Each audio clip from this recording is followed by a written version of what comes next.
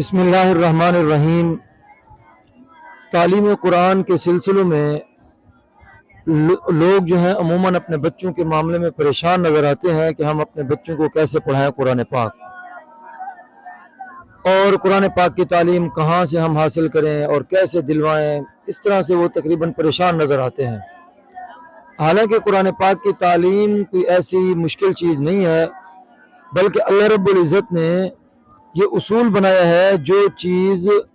فائدہ عام ہوتی ہے، یعنی کہ جس چیز کے اندر عام فائدہ ہوتا ہے اللہ رب العزت نے اس چیز کو عام کر دیا ہوتا ہے۔ جیسے آپ مثال لے لیں، ہوا ہے، پانی ہے،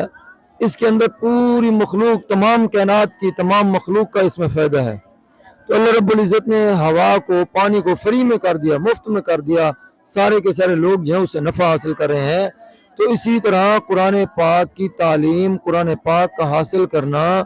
یہ بھی اس کے اندر بھی پوری انسانیت کا فائدہ ہے۔ تو اللہ رب العزت نے اس کو بھی اتنا آسان کر دیا ہے کہ قرآن پاک کی تعلیم آپ نے کبھی نہیں سنا ہوگا کہ یہ بہت مشکل ہے، بہت مہنگی ہو گئی ہے، بلکہ یہ آسان ہے، اور علماء کرام، حفاظ کرام، قراء کرام جو ہے اسے مفت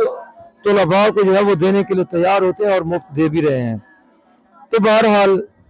آپ اپنے بچے کی یہ نہ دیکھیں کہ میرا بچہ ابھی چھوٹا ہے، اللہ رب العزت نے قرآن پاک کو آسان بنایا،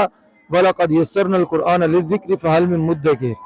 جب قرآن پاک آسان ہے تو آپ کا بچہ 6-7 سال کی عمر میں جو ہے وہ قرآن پاک اگر پڑھنا شروع کر دے تو 6-7 سال کی عمر میں بھی آپ کا بچہ قرآن پاک کا حافظ بن سکتا ہے۔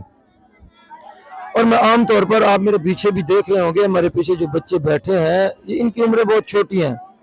اور میں عام طور پر والدین کو مشورہ بھی یہی دیتا ہوں کہ آپ اپنے بچے کو چھوٹی عمر میں قرآن پاک جو ہے وہ پڑھانا شروع کر دیں، کیونکہ قرآن پاک چھوٹی عمر میں جلدی ہی یاد ہوتا ہے اور پختہ بھی رہتا ہے۔ اور اس کے علاوہ اگر بعض لوگ کہتے ہیں کہ بھی نہیں، ہم اپنے بچے کو جو ہے نا وہ مڈل کرا لیتے ہیں، میٹرک کرا لیتے ہیں، بعد میں جو ہے وہ ہم اپنے بچے کو قرآن پاک کا حافظ بنائیں گے، اس سے بچہ جو ہے وہ سہولت پسند ہو جاتا ہے۔ جبکہ قرآن پاک کی جو تعلیم ہے وہ اس میں قدر مشقت اس لیے ہوتی ہے کہ ایک ترتیب سے بیٹھنا ہوتا ہے، اس کے اندر پڑھنا بہت زیادہ ہوتا ہے، بار بار پڑھنا ہوتا ہے، دہرانا ہوتا ہے، ایک چیز کو بار بار یاد کرنا ہوتا ہے۔ ان ساری چیزوں کو مد نظر رکھتے ہوئے چھوٹی عمر میں بچے جو ہے یہ ساری کی ساری چیزیں جو ہے وہ برداشت کر لیتا ہے۔ تو بہرحال آپ اپنے بچے کو جو ہے وہ قرآن پاک پڑھائیں اور پہلے جو ہے وہ قرآن پاک کی تعلیم دلوائیں۔ ہاں، اگر آپ کے پاس دونوں تعلیم حاصل کرنے کی سہولیات موجود ہیں تو پھر اس ترتیب سے کہ پہلے ٹائم آپ بچے کو فجر کی نماز کے وقت اٹھائیں اور فجر کی نماز بھی وہ جماعت کے ساتھ پڑھے اور قرآن پاک کا سبق سنوا دے، اس کے بعد وہ سکول چلا جائے، پھر اس کے بعد آئے وہ مدرسے کی تعلیم حاصل کرے، قرآن پاک حاصل کرے۔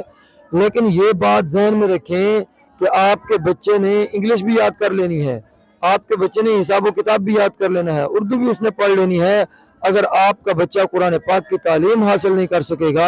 تو آپ کا بچہ قرآن پاک کبھی صحیح طریقے سے، اچھے طریقے سے،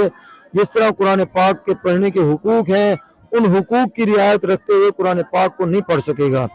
پہلے تو یہ کہ وہ بالکل نہیں پڑھ سکے گا، اگر اسے پڑھنا بھی آ جائے گا تو اس طرح تجوید کے ساتھ جس طرح قرآن پاک کو پڑھنے کا حق ہے اس طریقے سے نہیں پڑھ سکے گا۔ تو اسی لیے آپ پہلے اپنے بچے کی قرآن پاک کی تعلیم کی طرف توجہ دیں، قرآن پاک پڑھائیں، پھر اس کے بعد جو ہے وہ آپ اپنے بچے کو اسکول کی تعلیم بھی دیں۔ باقی جتنی بھی ضروریات ہیں دنیا کی، اگر آپ اپنے بچے کو دلوانا چاہتے ہیں تو آپ اپنے بچے کو اس طرح پھیریں۔ پہلے جو ہے اول ترجیح یہ ہونی چاہیے کہ میرا بچہ قرآن پاک کی تعلیم حاصل کرے، صحیح طریقے سے قرآن پاک پڑھے، کیونکہ دنیا کی جو بھی چیزیں ہیں اس کی ضروریات ہیں،